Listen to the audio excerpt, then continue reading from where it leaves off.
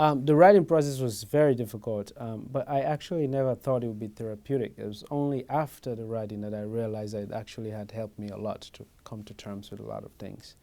But the writing was very difficult, you know. I was in school when I was doing it, but it was the first time that, you know, as I mentioned earlier, that I really delved deeply into.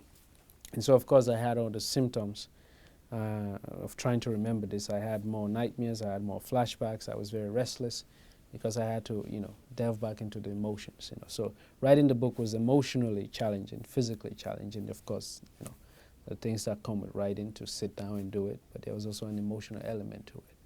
But after I finished writing it, I felt sort of that I lifted some sort of burden, you know, a little bit. So.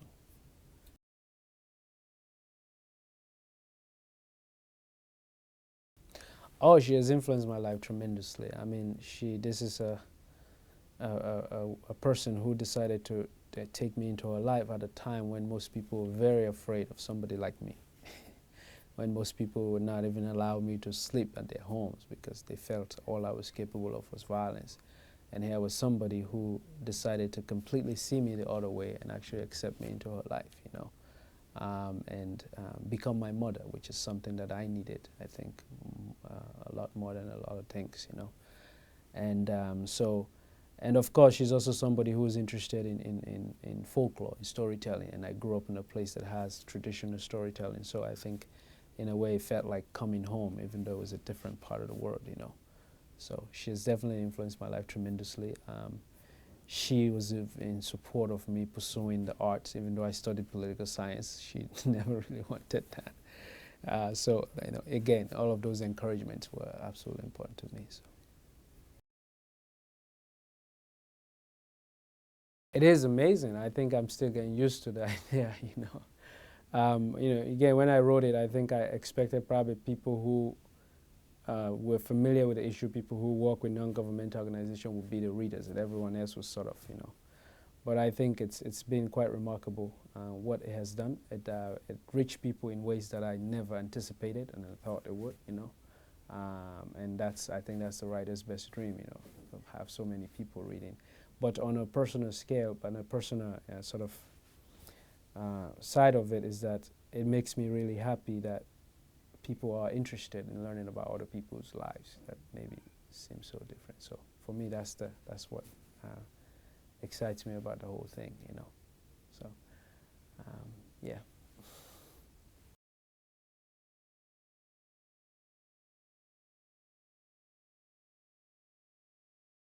No, not at all. As a child, I never considered writing, even though I loved writing, because I went to school in a place where people had a very traditional sense of education, which meant that you have to be the doctor, the lawyer, the engineer. And if you say you wanted to be a writer, it was almost insulting, so people would probably pull you out of school and put somebody else in. But I did read literature when I was younger, and I loved writing more than anything else, but never imagined that I would be one. So.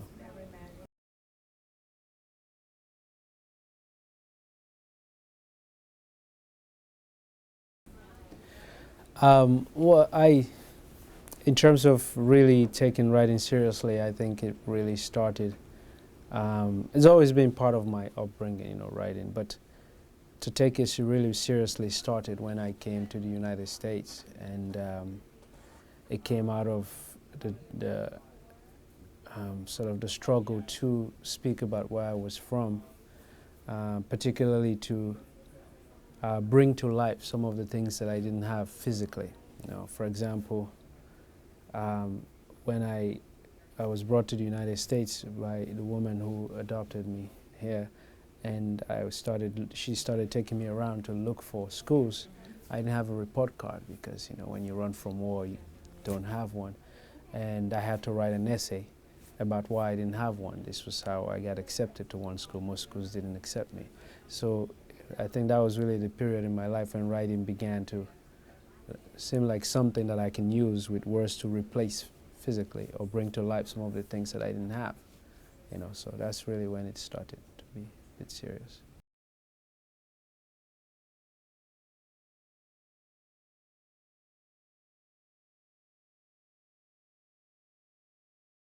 The inspiration, well, actually, I had several titles before that one, so um, that was in the book. It's in one of the sentences in the book, and I'd been looking for something that with my editor for quite a while. I had something from the beginning that we felt that maybe people would not understand or get. We went through all kinds of, but the idea of the title and the reason why I was for it and I wanted it was that it talked about the physical distance from home, the emotional distance from home, the disconnection from the culture and the traditions, um, but also it left room the fact that there's a possibility to return. So it's a long way gone. It's not a long way gone forever. It's a long way gone. So it's a possibility of returning to what had been as well, you know.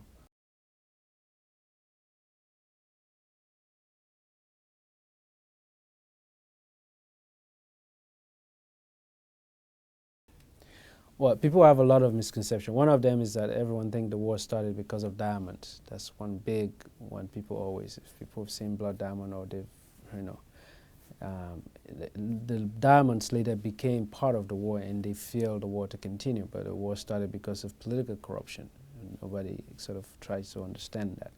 Another thing is that everyone thinks that this conflict was completely just related to the politics in the country, to sort of the internal factors is what people talk about, not the external factors that also caused the war, which is that we have a lot of natural resources that other people wanted in exchange for, you know, arms and ammunition and to disrupt the order in the country. Um, and so those are some of the things. And also people have this generalization that any civil war in any African country is a tribal war. So people label it as a tribal war, which it was far from a tribal war in Sierra Leone. So these are some of the few generalizations that people have of this place. And frankly, when I first came here, a lot of people didn't know the country existed until the war. So.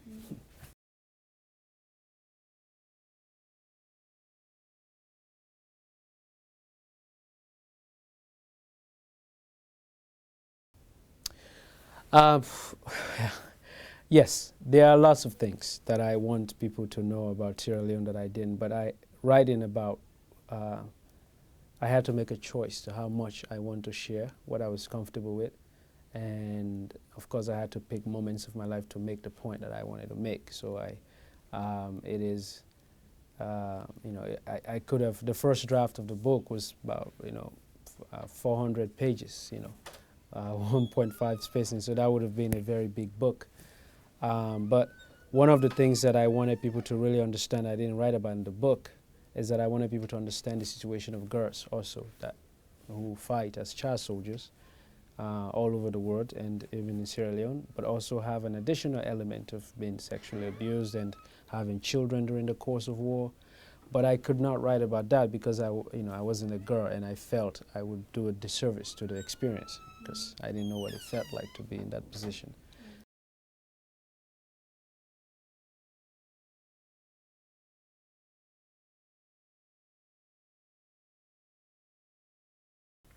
Well, yes, I was in the sense that um, I wasn't sure how people will receive because it's very personal, and I wasn't sure how people will receive it when it came out. In the sense that, for me, this was the first time that I actually spoke in detail about what had happened to me to anyone. You know, I'd spoken little bits of it to my mother here and then to a few friends, but this was the first time I went deeply. But when I was writing, I made sure that whatever I put in the book was a memory that was very correct and something that I felt I could stand behind, something that I felt I would be comfortable with if somebody decided to delve deeper into it. Of course, from the previous question, there are things that I decided not to share, you know, that I don't want to talk about. Maybe I'm not ready to talk about it yet. So.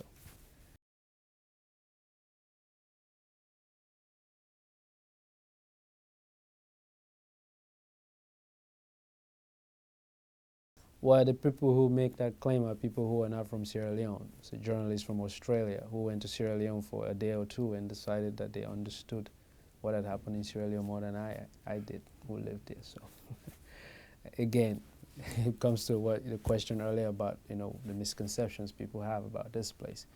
I come from a place where people have always had the opportunity to speak about how we feel and how we understand what had happened to us. So then when somebody like me writes about it, people question that. All of the things they've questioned, to anyone who grew up in Sierra Leone or who comes from that part of the world, you laugh because you know they don't understand when they ask a particular question. For example, the very first line of questioning that started was that they didn't think that my village that I grew up in, Mogbemo, existed because it wasn't on the map. And now everyone laughed because you realize the last map that was drawn of Sierra Leone was, before 1961 when we had independence. So after that, a lot of towns and small villages have come into fruition, had been built, but nobody has put them on the map.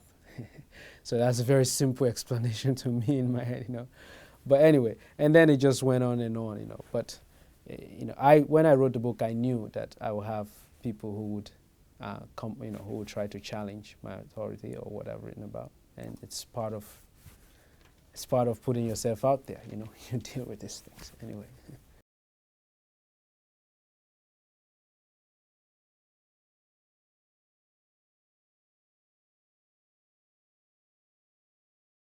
One thing that I would say is that I think as much as there are possibilities for bad things to happen to us, there are also possibilities for good things to happen to us, for people not to ever give up, things might be difficult, but,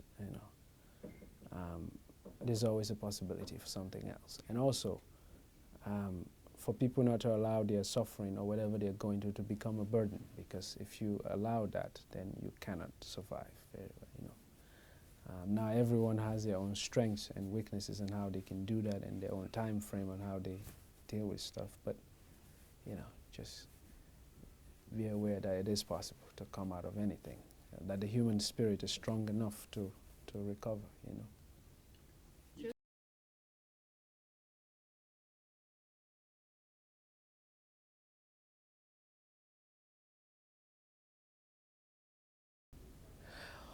Well, there are lots of messages in the book that I want people to understand, and I think, but one of the central ideas is that I wanted people to understand the context of what happened in Sierra Leone, context before the war, context of the war, because oftentimes there's a bent on, particularly when it comes to African countries, to generalize the continent quite a lot. And for people to think that perhaps people just wake up in the morning in one of these places and want to go to war, but there are things that lead to that destruction. So I also, within that context, I also want people to understand the humanity of people in Sierra Leone, that, there was never a hopeless moment. There were a lot of bad things. Bad things happen everywhere. So I wanted people to understand that even though we had a war, we also had the same human desire, tendencies, and, as everyone else, anywhere in the world. And I think that was missing the way this country was presented. So.